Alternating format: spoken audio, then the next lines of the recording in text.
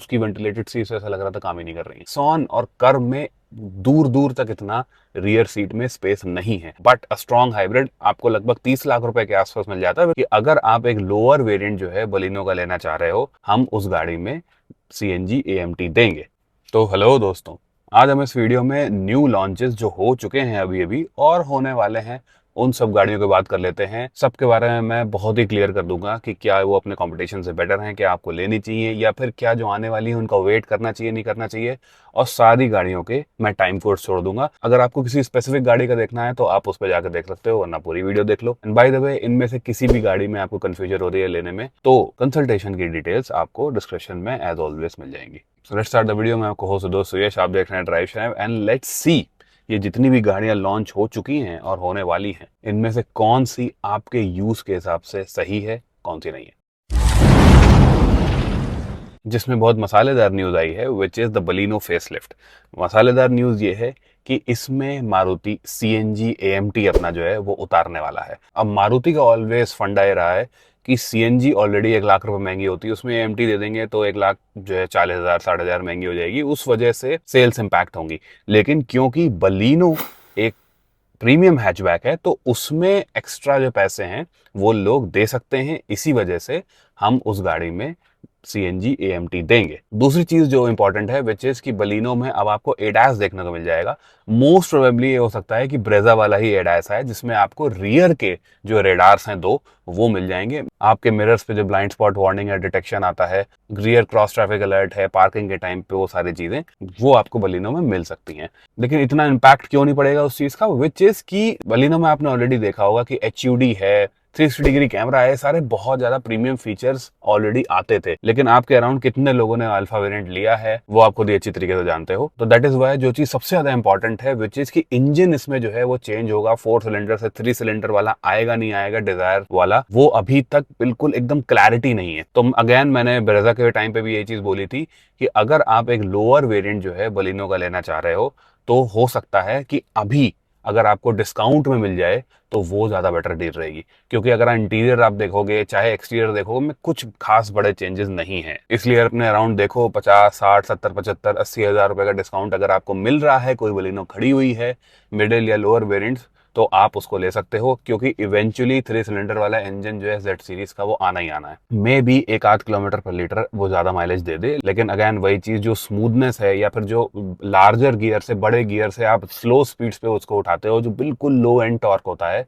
वो उसमें थोड़ा दिक्कत करता है। मारुति अगर बहुत ज्यादा प्लेफुल जो है उसको बनाना चाह रही होती तो उसमें 1 लीटर बूस्टर जेट दे सकती थी, लेकिन मोस्ट प्रोबेबली मुझे लग रहा है बलिनो में नहीं आएगा, क्योंकि वो कैरेक्टर लूज कर चुकी है। अब जो है वो थोड़ा सॉफ्ट, आराम से फैमिली एमली वाली गाड़ी है और उस तरीके से मुश्किल ही है वो इंजन आना। ये लॉन्च आपको सितंबर 5 को देखने को मिल जाएगा। एक दिन पहले सितंबर 4 को जो गाड़ी लॉन्च हो रही है वो मुझे लगता है मेरे लिए सबसे एंटिसिपेटेड लॉन्च है due to some reasons, which is the Kia Sorento. देखिए, वन थिंग इज ऑब्वियस कि वो ऑब्वियसली अभी भी जो है मैक्सिमम लोगों के लिए उतने रीच में नहीं रहेगी गाड़ी, लेकिन द इंटेंट ऑफ मैन्युफैक्चरर वो यहाँ पे देखना है।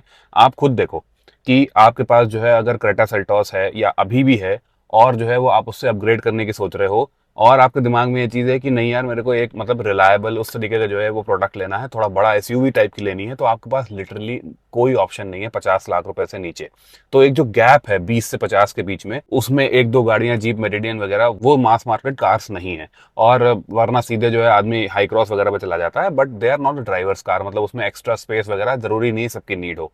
वहां पे बैंग ऑन जो है वो किया ने पूरा मार्केट स्टडी करके इस बार सोरेंटो लॉन्च करने का पूरा ठान लिया है। सबसे बेस्ट पार्ट विच इज कि जो आदमी जो है उस सेगमेंट में 30-35 लाख रुपए के आसपास, बाय द वे इसके अराउंड जो है ये होने वाली है, उसमें जरूरी नहीं है कि हर आदमी को टर्बो पेट्रोल चाहिए। क्योंकि आप खुद नोटिस करो कि 25 लाख रुपए से लेके 50 लाख रुपए की जो ये जितनी भी बड़ी SUVs हैं, विच इज की आपकी 7XO हो गई या फिर आपकी डायरेक्टली जो है वो कोडियाक वगैरह हो गई, उनके टर्बो पेट्रोल 6-7 का एवरेज देंगे शहर में। वहां पे किया ने एक टर्बो पेट्रोल 1.6 लीटर जो 250 bhp का है, जिसमें 380 न्यूटन मीटर टॉर्क है, उसमें एक स्ट्रॉन्ग हाइब्रिड दिया है। तो आपका जो शहर में एवरेज है वो आराम से उस पर्टिकुलर सेगमेंट में सबसे बेस्ट होगा। प्लस क्योंकि ये टर्बो पेट्रोल है तो ये हाईवेज पे भी जो है वो हाई क्रॉस जैसे मतलब दम नहीं तोड़ देगी 100 की स्पीड के ऊपर। तो दैट इज वाई इसमें बहुत ही बढ़िया कॉम्बिनेशन होने वाला है, और ये पर्टिकुलर 1.6 हाइब्रिड बाहर के ओवरसीज मार्केट में बहुत टाइम से आ रहा है, तो मतलब it's a proven combination. Second thing which is कि आपको अगर एक हाईवे स्पेसिफिक गाड़ी लेनी है तो आपके पास एक डीजल ऑटोमेटिक का भी ऑप्शन रहेगा। और Hyundai किया का जो डीजल इंजन है स्मूथ भी रहता है, टूसॉन वगैरह में हमने देखा है 440 न्यूटन मीटर के आसपास टॉर्क, मतलब अच्छा खासा टॉर्की इंजन, वो भी मजा आता है चलाने में, स्पेशली ऑन हाईवे यूज। इस गाड़ी का जो एक्सपेक्टेड प्राइस है वो पहले हम लोग सोच रहे थे कि 40 के आसपास आएगी, लेकिन क्योंकि अब ये पता लग रहा है कि बहुत ज्यादा हाईली लोकलाइज्ड ये गाड़ी हो गई है, मतलब कुछ लोग तो कह रहे हैं इवन 40-50% तक, तो उस वजह से इसका जो प्राइसिंग है should be around 35 lakh rupees. अच्छा, मैं किया से ये चाहता हूं कि आपको ठीक है टॉप मॉडल जो है वो थोड़ा हाई प्राइस का रखना है, लेकिन इसमें वेरिएंट्स दे दो। ज्यादातर इस तरीके की गाड़ियों के वेरिएंट्स नहीं आते हैं, इसमें एक लोअर वेरिएंट्स अगर जो है वो विदाउट सनरूफ ये सारी चीजें, बट अ स्ट्रॉन्ग हाइब्रिड आपको लगभग 30 लाख रुपए के आसपास मिल जाता है with all the basic features, तो बहुत ही बढ़िया ये चीज हो जाएगी। अब लेट्स सी किस तरीके से आती है, वो तो सब डिसाइडेड हो चुका होगा। 4 सितंबर को लॉन्च है, बुकिंग्स ऑलरेडी जो है वो स्टार्ट हो चुकी हैं, वो सारी चीजें। और ये अगर आपको मैं बताना भूल गया हूं तो दिस इज अ 5+2 सीटर, मतलब जैसे कोडियक का हिसाब किताब है ना कि आप लास्ट रो में जो है थोड़ा कम स्पेस होता है, फिर भी बच्चे वगैरह बैठा सकते हो, और लास्ट रो के पीछे भी ठीक ठाक बूट स्पेस दिख रहा है इसमें, और उसको आप गिरा के बहुत बड़ा जो है इसका बूट बना सकते हो। उस तरीके की ये गाड़ी होगी, ये जो है 5 सीटर नहीं रहेगी। एंड ये भी हो सकता है कि इसमें जो है वो आपको कैप्टन सीट्स वाले 6 सीटर वेरिएंट भी मिल जाए। जिस तरीके का टैनिश टाइप का इंटीरियर कलर है वो बहुत प्रीमियम लग रहा है देखने में। दूसरी चीज आपको अपॉल्स्ट्री में देखो तो विंग हेडरेस्ट वगैरह सीट्स वगैरह में मिल रहे हैं, तो इसका मतलब सेकंड रो का जो ओवरऑल कंफर्ट है उस पर भी ध्यान दिया है। पीछे कर्टन्स मिल रहे हैं आपको, सामने आप देखोगे तो टिपिकल किया का इंटीरियर जिसमें आपको बहुत सारा लेदरेट सॉफ्ट टच ये सब चीजें मिलता है, नर्ल्ड गियर सिलेक्टर मिल रहा है, तो फीलिंग अच्छी आएगी वो सारी चीजें। एंड द यूजुअल स्टफ, एक चीज एक्स्ट्रा है विच इज कि इसकी जो टच स्क्रीन है वो आपसे एज एन एआई असिस्टेंट बात कर सकती है, मतलब इन सेंस कि वो सिर्फ एक छोटे छोटे कमांड्स नहीं, वो पूरा का पूरा सेंटेंसेस वगैरह जो है आपको फ्रेम करके वापस बोल सकती है, और सारी चीजें वही न्यूज हो गई, अपडेट्स हो गई, कैसी कहाँ पे चीजें हो रही हैं, मैप्स वगैरह सारी चीजें, वो आप उससे बेसिकली बात भी कर सकते हो आराम से। तो अगर आप बहुत टाइम से अपनी 4.3 मीटर एसयूवीज उन सब से अपग्रेड चाह रहे थे और एक स्ट्रॉन्ग हाइब्रिड गाड़ी चाह रहे थे जिसका उतना एवरेज खराब ना हो, तो इस गाड़ी के लिए आपको वेट करना बहुत मतलब सही रहेगा। अब किया पे ही हैं तो हम एक बार जो है सेरोस ईवी की भी बात कर लेते हैं। अगेन वही चीज, सिर्फ और सिर्फ इस गाड़ी में जो है मेरे हिसाब से मुझे एक कमी लगती है, विच इज जो इसकी लाइटें हैं, हेडलाइट और tail light, that are the extreme corners. उसके अलावा ये गाड़ी जो है बहुत ही मिसअंडरस्टूड है। ठीक है, पेट्रोल डीजल के लिए वेरिएंट से उनका सस्पेंशन उतनी अच्छी तरीके से ट्यून्ड नहीं था, लेकिन ईवी का सस्पेंशन बहुत बढ़िया कर दिया है, और ये जो सस्पेंशन है that is very close to Nexon and much better than Windsor. तो अगर आप उस स्पेस में देख रहे हो तो सबसे ज्यादा आप देखो विंडसर वगैरह ही बिकती है, क्योंकि वो बड़ी है, अंदर स्पेस ज्यादा है। लेकिन अगेन इसके सब 4 मीटर चीज पे मत जाओ, इसमें जो अंदर इंटीरियर रूम है, स्पेशली पीछे वाला नी रूम जो आगे पीछे स्लाइड हो जाती हैं चीजें, वो सारी चीजें वो आपको जो है विंडसर के ऑलमोस्ट बराबर ही मिलेंगी। विंडसर की जो राइड क्वालिटी खराब है वो इसमें ठीक है, और नेक्सॉन और कर्व में दूर दूर तक इतना रियर सीट में स्पेस नहीं है जितना इस गाड़ी में है। एंड दो और चीजें कि जैसे नेक्सॉन और कर्व में रिलायबिलिटी वाली बात आ जाती है, इसमें आपको कोई दिक्कत नहीं होगी, और विंडसर में आपको सारे जो बटन्स वगैरह हैं वो है ही नहीं, इसमें आपको सारे बटन्स मिल जाते हैं, बेस मॉडल से टच स्क्रीन वगैरह मिल जाती है। अगर हम जो है वो दूसरी चीजों की बात करें, जो मेन चीजें होती हैं रेंज वगैरह, वो इसमें वही बैटरी पैक लगा है जो क्रेटा में लगा है, और क्रेटा से ज्यादा स्पेस है इसमें। ठीक है, ये भी चीज है। तो इसी वजह से अगर आप जो है वो 17-18 लाख रुपए के आसपास एक ईवी देख रहे हो जहां पे आपको रेंज भी ठीक मिल रही है, एफिशिएंसी मतलब कितने किलोमीटर वो चल जाती है 1 किलोवाट आवर में, और रिलायबिलिटी पैकेज जो होता है गाड़ी का, वो सारी चीजें आपको इस गाड़ी में मिल रही हैं। बस यही है कि थोड़ा सा ध्यान से चलानी पड़ेगी आपको। इसे XT X+ और X लाइन जाने की जरूरत नहीं है, आप जो है जो XT+ है इसका लॉन्ग रेंज वाला, उसमें आपको मैक्सिमम सारी चीजें काम के मिल जाएंगी। अब हम आ गए स्लाविया फेसलिफ्ट के ऊपर, तो उससे आपको बिल्कुल क्लियर कट जो है हम लोग को समझ में आ जाता है कि VW स्कोडा अपनी जो सेडान्स हैं उन पे ज्यादा ध्यान देती है कंपेयर टू एसयूवीज, क्योंकि इससे जस्ट पहले टाइगुन कोशाक का हमें फेसलिफ्ट देखने को मिला, और उसमें हमारे दिमाग में बस ये चीजें कि 2-4 फीचर्स ऐसे जो अपग्रेड कर देते तो ऑब्वियसली जो है दूसरे कंपटीशन के इन लाइन आ जाती हैं गाड़ियां।